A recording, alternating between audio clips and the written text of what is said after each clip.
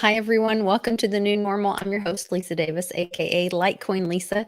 And today we have some really exciting Litecoin news with that Johnny brought to my attention. So we got Johnny Litecoin joining us in just a second. If you guys will do me a quick favor and give us a like, share this video, and subscribe if you're not already, and turn the notification bells on. Sometimes they actually work.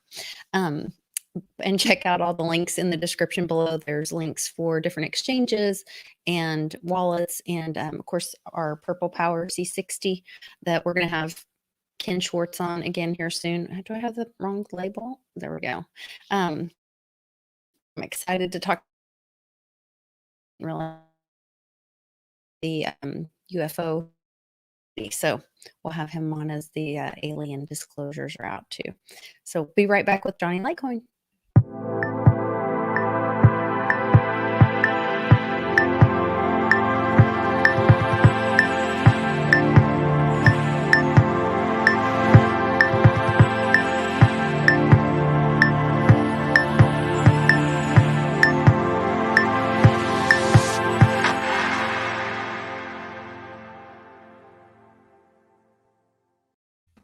More only out there.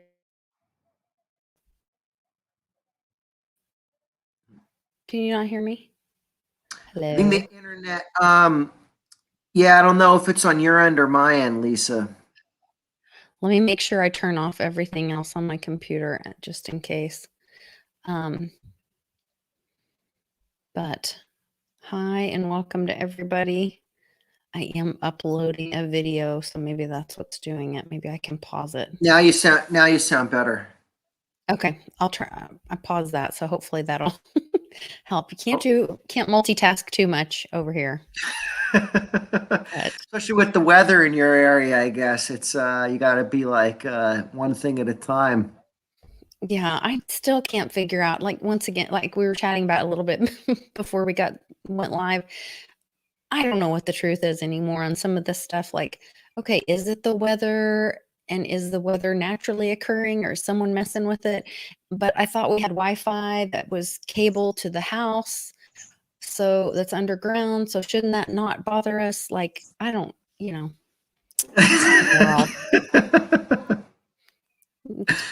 age of critical thinking has arrived. We have to all think for ourselves. Yes. It's very important nowadays to think. Yeah. So some exciting stuff happening in the Litecoin world. We've been talking about Mame and I on Mondays talk about crypto news, and she's an artist NFT that you to me. I was really excited to see that it sold for Litecoin specifically. So was that him requesting Litecoin, or was that the purchaser wanting to spend Litecoin? Yeah, it was the purchaser wanting to spend their Litecoin, and it's the cool thing for me, I put a video out about it before, is that this transaction wouldn't be possible in the banking system. You can't send $1.7 million in a wire transfer. Just because got me thinking, I said, what can you send? Because I don't deal with wire transfers in the credit card world.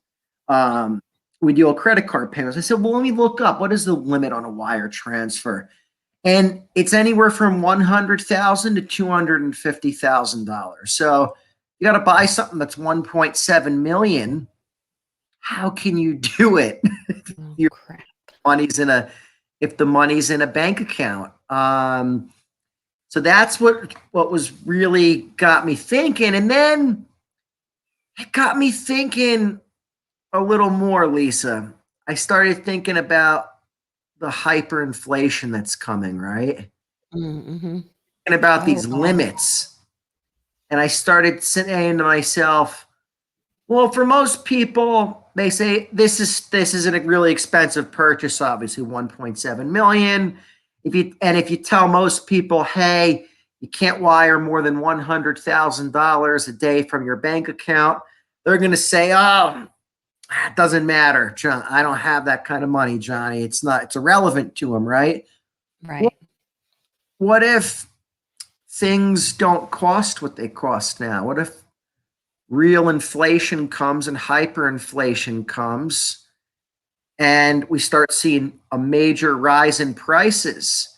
Well, these limits could really impact everyone's lives.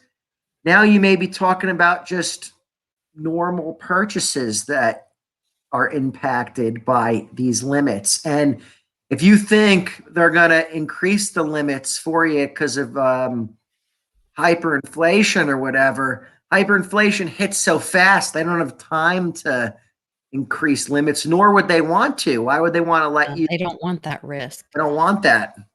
Yeah, we had we've had some crazy weather here the last few days, and the neighbor's tree broke way up high, smashed our fence, and Charlie called the guy who put our fence up just, I don't know if it was last spring or something. We got a new taller fence, and he literally can't get pickets. I'm not even talking about like whole pieces of fence or, sections of fence, but just pickets of fence. And so this guy that was working on some of the neighbors' yards and helping us with trees and stuff, he was like, "Hey, I have some."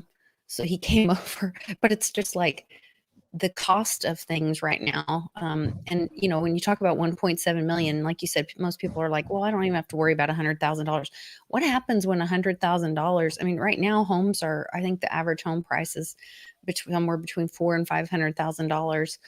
I mean, it could go much higher. Much higher. And Much it will. higher, like The 10 intrinsic times, not just twice, but yeah. The intrinsic value of a home is going to go up because, like you said, the cost of lumber is skyrocketing. Mhm.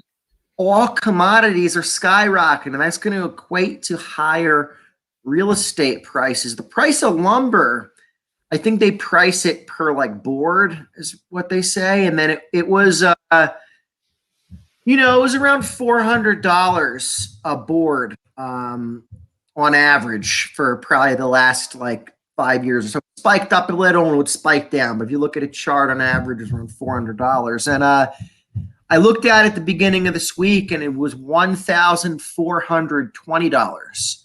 Wow. Look at it from an average price of $400 to $1,420 on lumber. What's a house made of? Lumber. Lumber, yeah. Obviously, home prices are going to be more. The price to do renovations. I mean, contractors can't give prices on stuff until like right when they're going to do the job because the prices of materials are fluctuating so bad. So this is the acceleration phase of the hyperinflation. We haven't seen it across the broader economy yet because of the thing where people are wearing the masks because they kept everyone inside and they slowed everything down. Right. So we are seeing it though with lumber because there is a boom in people renovating homes, and if you lock everyone in their house, they start looking at things that are broke. They start wanting to fix things, Yeah, I heard that there's also there's a big boom on people adopting pets because they're home, because before it was like, well, we can't have a dog because we're never home. Well, now everybody's home, so they're like adopting pets. So there's good and bad, I Nice. guess, in all That's a of it. nice outcome. Yeah. My dogs are rescue dogs. One of them, one of my dogs was she was on the streets. She was like Aw. rescue, like she came from the hood. And then and then my other dog, we say he was a rescue of a rescue dog. So he was on like a farm down south of a rescue dog when we adopted him from up here. So he didn't really like live on this. He didn't live the life of a real. Didn't live on the streets. Yes, He didn't but live tough like the other dog. He lived in a good life. yeah, but he was still wanted by you guys and brought He in. That's was. He awesome. I was. love it.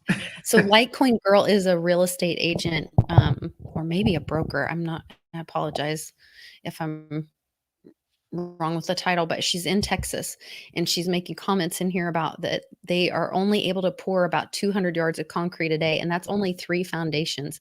They have a waiting list for building homes because they're the shortages and the price increase and all that. So, There- really there's interesting. shortages everywhere. Well, so, I think like Ford stock got hammered today and a few other stocks because of this chip shortage. So you have shortages in a bunch of different goods, rising prices, rising commodity prices. We're just getting started. Well, and I also heard that once the, with them cutting off the pipeline, that's going to affect every petroleum product. There's already starting to be a shortage of furniture because the polyfill, the foam that most furniture is made from, is a petroleum product. And so there's already a shortage of that. My husband went to the dealership today to visit some of his buddies and say hi. And they're like, hey, so they only have 4 new cars to sell on the Subaru lot.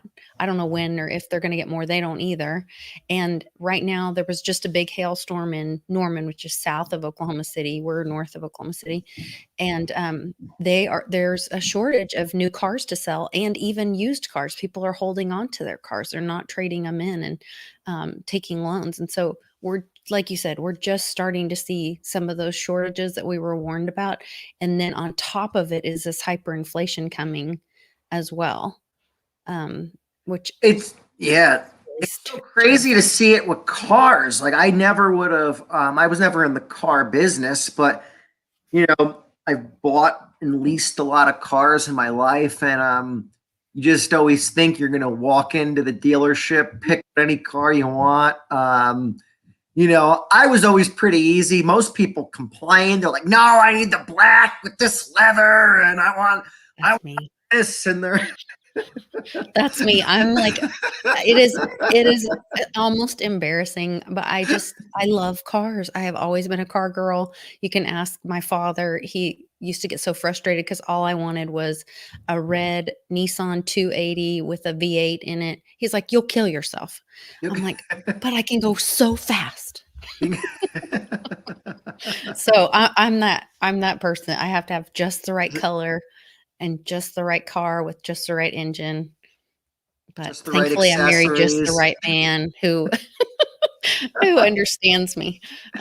Yeah, but He it's understands your hard to car interact. needs. Yes, yeah, I'm really easygoing on most other things, and I'm not the high maintenance girl that you would think, but the car thing is my downfall. With your cars you are. So there is a lot of people out there like you though, and a lot. And now think about it with the shortage room. Like you said, there's 4 cars on a lot.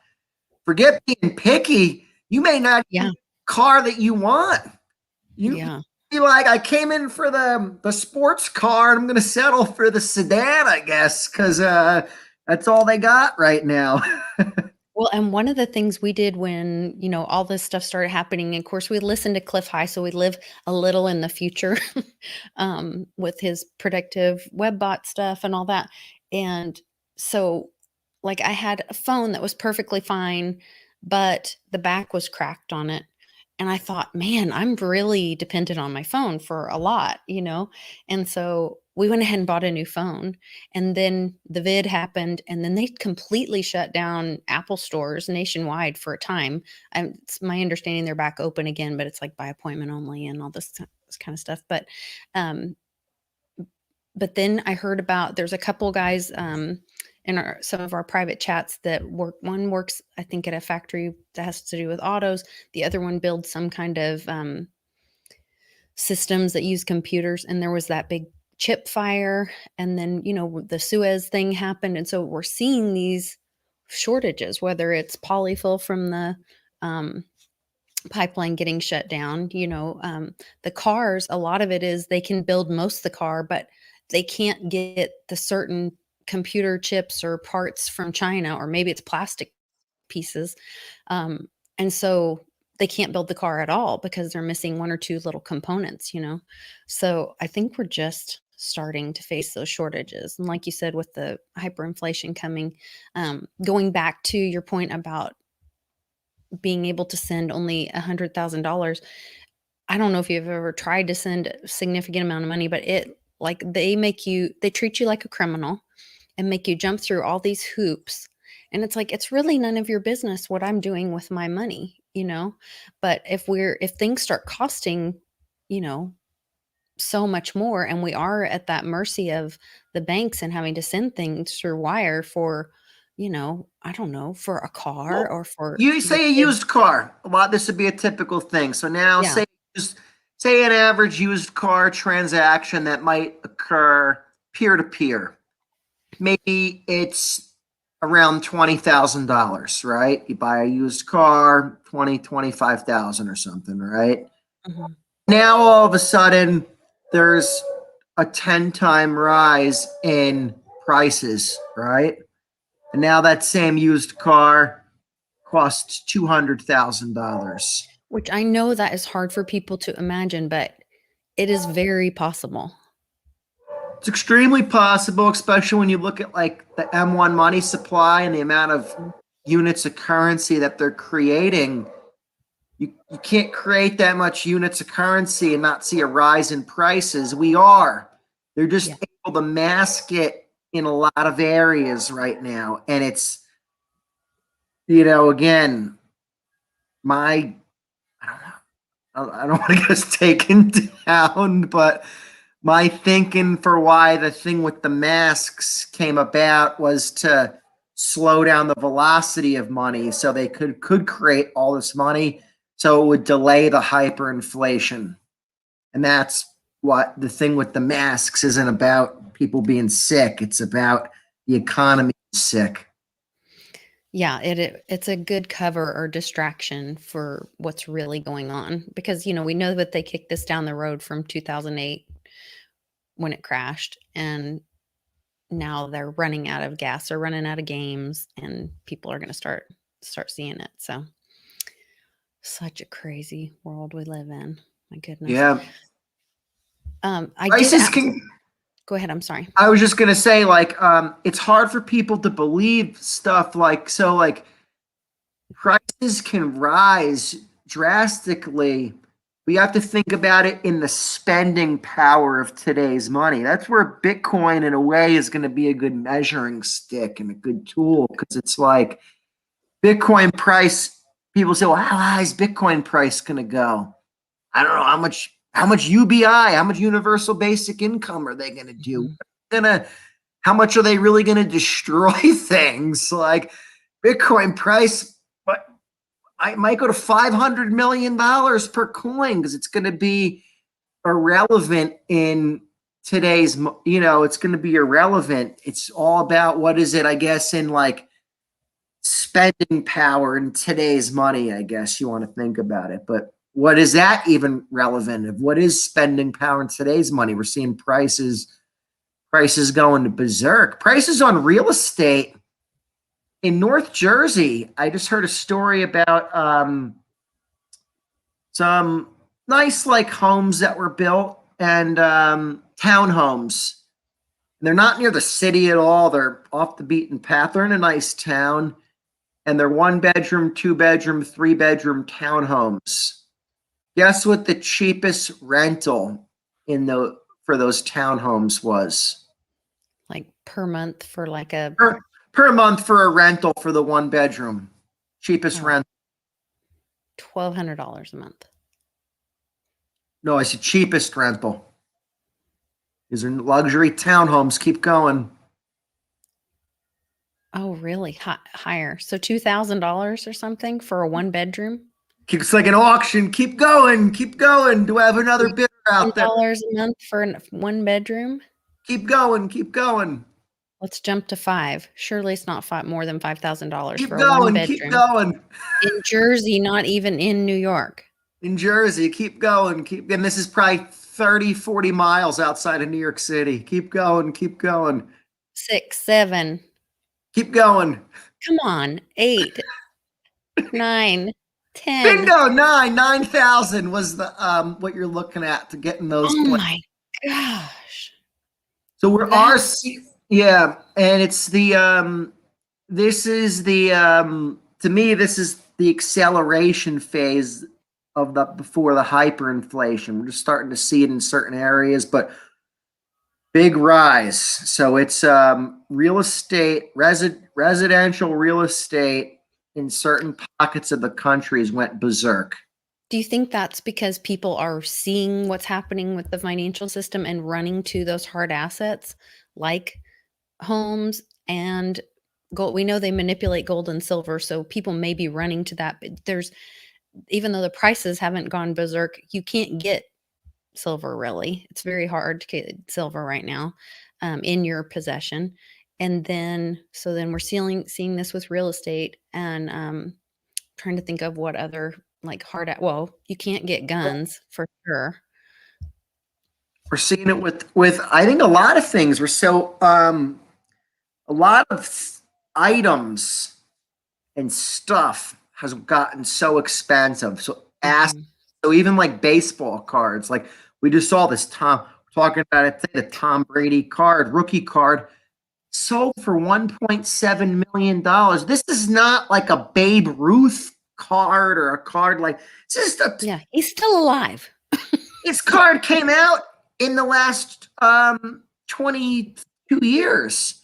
This is not even like an antique of years it's been in existence. So the baseball cards give you I have a few cards, not a lot, but I bought some cards, and so I bought a few Jordan cards last year, and 1 month when I bought them, about within 2 months, the cards went up 400% for what they were selling for on eBay. So the same card I paid $100 for, I couldn't have got it for under $400. Wow. So the reason I think we saw hyperinflation right away in the baseball card market was because they locked everyone in their house. They sent stimulus checks. They shut down stores and retail businesses, but eBay was popping. So people started driving up the prices of these sports cards, combined with a few other factors. But that's really interesting. So that's where I guess my point is it's exponential on a lot of different avenues. It's not like there's just this M1 money supply and the money printing. There's also the vid.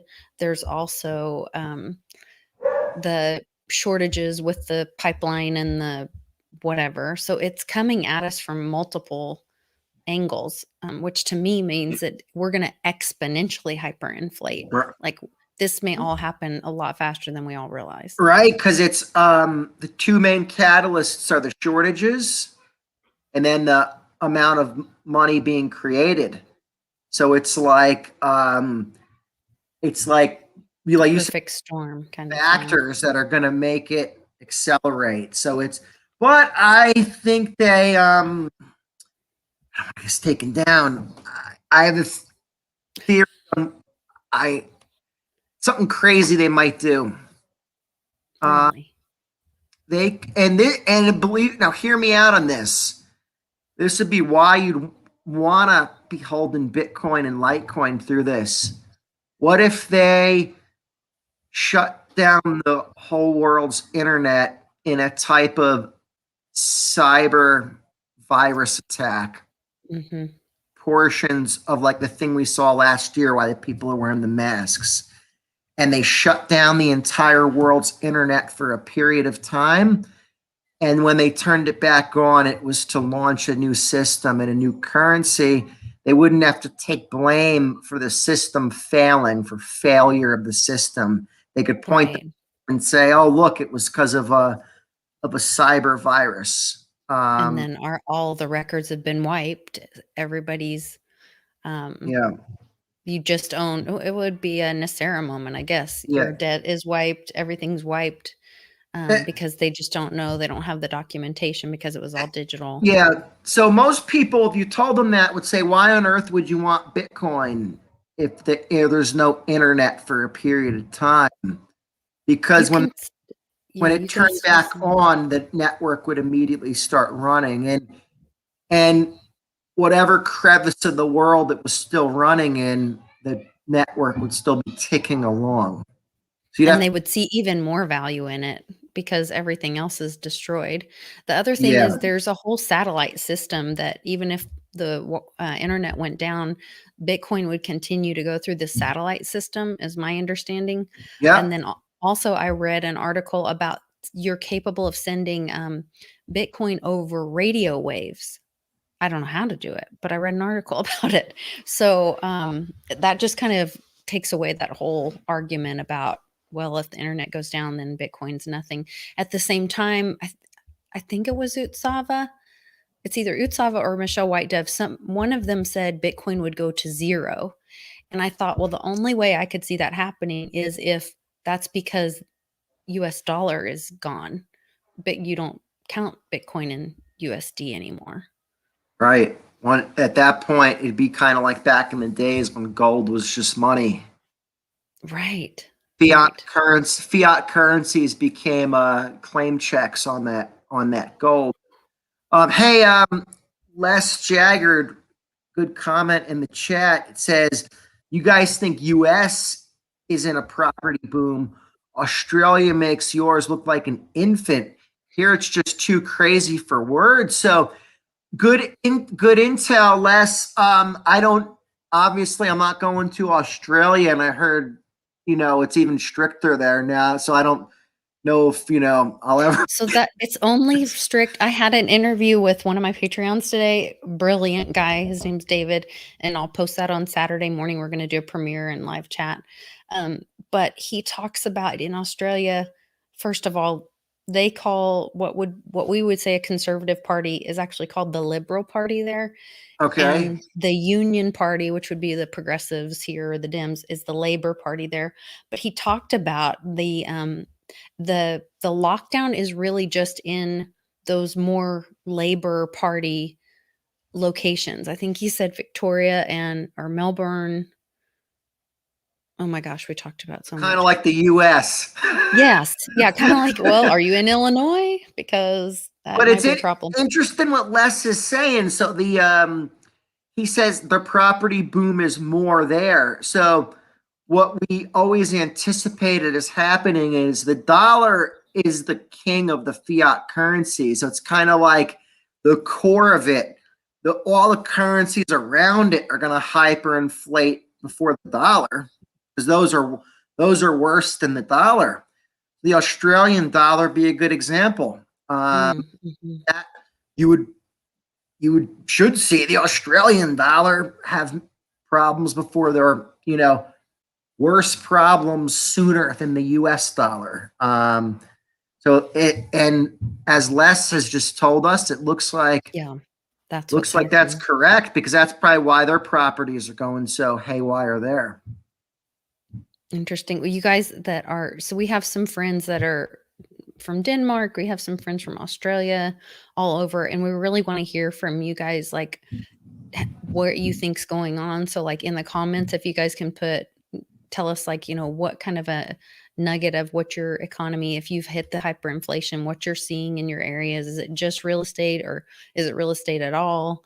Because I'm really curious what's going on around the world. Here in America, we tend to be a little egocentric and just think that the world is the US, but I know we know this is a global problem. This is a central banking issue, and that affects the whole world.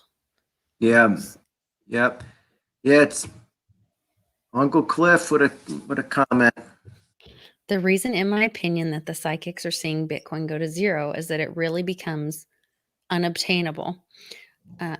He wrote something else, unattainium, like the reports had said. Unobtainium, yep. Thank you. Like the reports had said, and was used for, quote, big deals and international settlements. Thank you, Uncle Cliff. Brilliant, as always. I mean, that's starting to happen as we speak. So the Bitcoin transaction fees are going higher. The price is going higher. Institutions are acquiring it. They want to acquire it all. So at some point, there just won't be much Bitcoin available, like Uncle Cliff is saying. And that's why we've been screaming about other cryptos like Litecoin and these other decentralized options that are better to transact with. And I know I don't need to tell people on this channel, we know about, that's what we're telling the Yes. big maximalists. Yeah. Well, and for Bitcoin, I know there's been contracts, like there have been huge contracts with a lot of these large miners or mining farms where big companies have gone in and bought their mining futures. They've bought, okay, we're gonna take all the Bitcoin you're gonna mine for the next 3 years and prepay them. So that's already Bitcoin that hasn't even been created yet, that already will never reach the system, will never come into the market. So it Yep. makes Bitcoin even more, scarce. So Yeah. It's going to be I very, love it when Uncle Cliff tells me I'm right. It makes me feel so good. It makes my day. He says exactly. it's Institution and sovereign funds. in the end, Bitcoin will probably become like the ultimate settlement layer for world transactions. And Mm, it won't even be thought of for regular people to use or have or to pay with something. Like, I think in like 30 years, if you said, oh, you want to buy a t-shirt with Bitcoin, it'd be like, excuse me? Like, it'd be yeah. like, again, Bitcoin will be that ultimate settlement layer for world transactions. And So if in that case, do you see people that have Bitcoin, like that it's actually advantageous for them at some point to sell that Bitcoin to have Litecoin, to have something that's or something other that was more easily transacting? I mean, it's always kind of like the idea of, if you only want to have gold, it's better to have silver because it's better to transact with if there's a problem or if there's a crisis, kind of thing. But if you're holding on to something for generational wealth and you have no intention of ever using it, it's the Picasso in the attic, then I guess you could hold on to your Bitcoin. Right, right. I mean, I guess you could in theory hold any crypto you thought was going to last. I guess Bitcoin is just the biggest network and biggest network effect. So I think it'll be the thing where there'll be the early adopters that still have Bitcoin that have passed it down, and there's probably there's got to be you know 200 300,000 people out there that are hodlers. They ain't Mm, selling their Bitcoin, right? No, yeah. no matter what. There's a lot of traders, a lot of people that are into it, but there's probably a good core of like 250,000 hodlers that are saying, you got to pry it from my hands with like Yeah. a bar. So they'll have it, and then it'll be interesting to see adoption. Do second layer solutions on Bitcoin get a lot of adoption, or is it alternative coins and networks that get more adoption? I tend to like a system where their top altcoins like Litecoin would, obviously, because I like Litecoin, but top altcoins like Litecoin would be meant for your transacting, and they're interoperable with Bitcoin through like atomic swaps and things of that Okay. nature. And then, maybe your second layer solutions can get built out, but they're kind of compatible with all. That would be my ultimate scenario I could see. Yeah, I think we have a strong future. There's so much happening with Litecoin, and I had the honor of going on Coin Vigilante.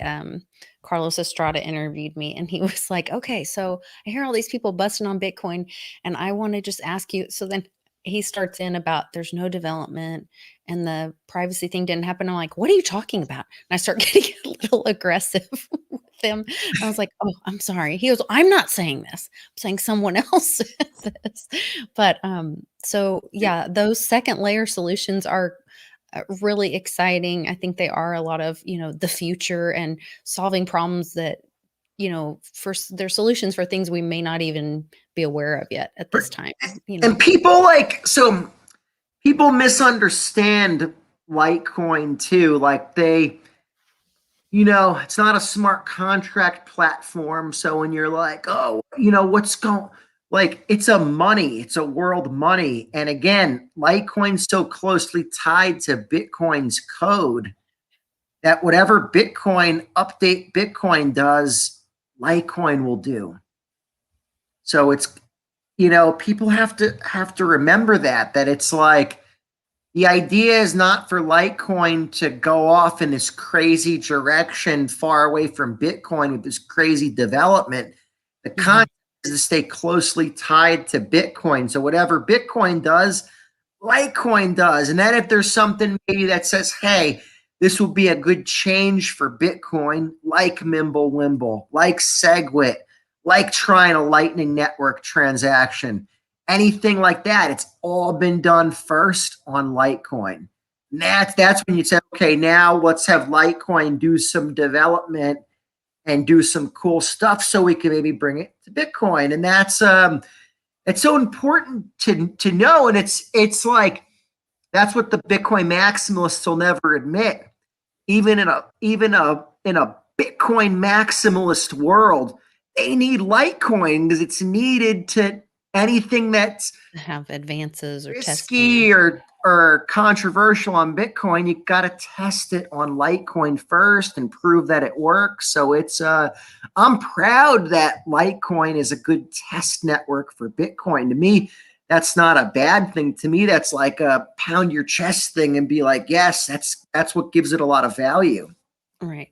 Do you see Bitcoin or someone building or implementing a similar layer like MWeb on Bitcoin now that it's built and we know it functions on Litecoin?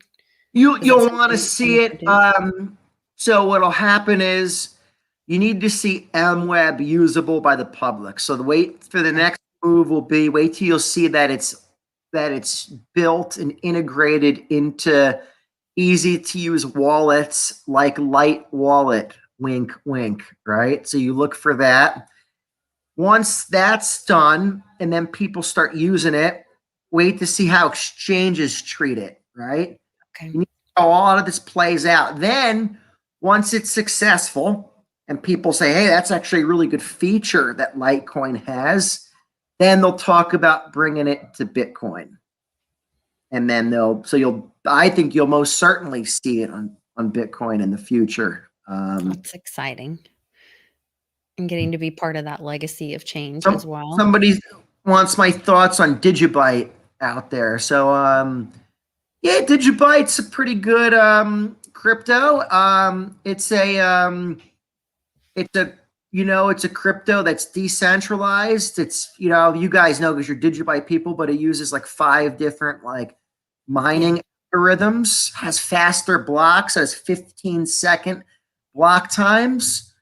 For me, Digibyte's, it's a good alternative. And I think in a decentralized world, it could have a lot of use for more your peer-to-peer payments. When as we get more adoption, you'll start to see Litecoin more used for settlements as well, because proof of work blockchain with good liquidity, the top networks will be used for more settlements. I think in the future, you'll see Digibyte used for more like transactions and stuff. So, Digibyte also has like a lot of development, and we did a video. So with SL369, who's psychic, and then Maya from Shining Bull Astrology, who uses Vedic astrology, we did a whole video on Digibyte. If you guys want to look at that, go check it out because it was really amazing and dead on. It's if you go to my playlists and hit price predictions, it's I think the top one or the most recent one. But they were talking about, Maya was seeing like SL was seeing these price runs starting, she thought next spring, and Maya confirmed the timing of that. And then literally like, I can't remember now if it was the day after or a couple days before we filmed this, Jared Tate made a comment about how he was working on some stuff in the background and that he was going to be kind of absent from Twitter for a little while. And Maya saw the Digibyte like astrology chart, their Vedic astrology chart is a very kind of disruptive technology. And when we talk about the Microsoft Word 365 is now going to be using DigiID to secure people's ID. And Maya saw a lot of government contracts. Well, if we're looking at this voter ID issue and all that, DigiID could be used to validate voter ID. So that was my Sure. speculation. And then she talked about like next spring and the other spring. And the thing somebody mentioned was asking Uncle Cliff what he thought of Digibyte, and not to speak for Uncle Cliff, but I remember specifically in one of his reports, he said that Digibyte had long legs.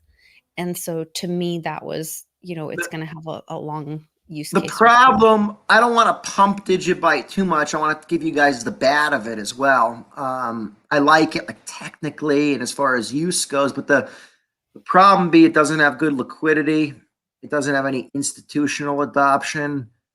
I think that's why they can't get it on exchanges, right? Because right. the liquidity is not there yet. So that's a big issue as far as, but I look at it more as far as like in like a tech lens, and Bitcoin and Litecoin is more of a money lens. Like I would say, Bitcoin, Litecoin are commodity money. Digibyte kind of took a different approach where they use those 5 different mining algos. So it's more of like a cool like tech that uses proof of work mining. So I'm really bullish on the tech with it, but as far as don't confuse it for Bitcoin or Litecoin as being like a world money just yet and a commodity money. So that's kind of how I would say I think that's really fair. Yeah, that's a really fair statement. I agree with all of that. I know you have a busy day, so yes, I'm gonna let you get out of here, but thanks for sharing all the information, and I really appreciate your value that you bring to the conversation. You know so much about so much more than just payments, about Litecoin, Bitcoin, our economy together, and all the financial systems. So just want to tell you thank you. I was running the Bix meetup along the bottom. If you guys need that information, I'll put it in the description below. And then I'll also put Johnny's Unstoppable domain link.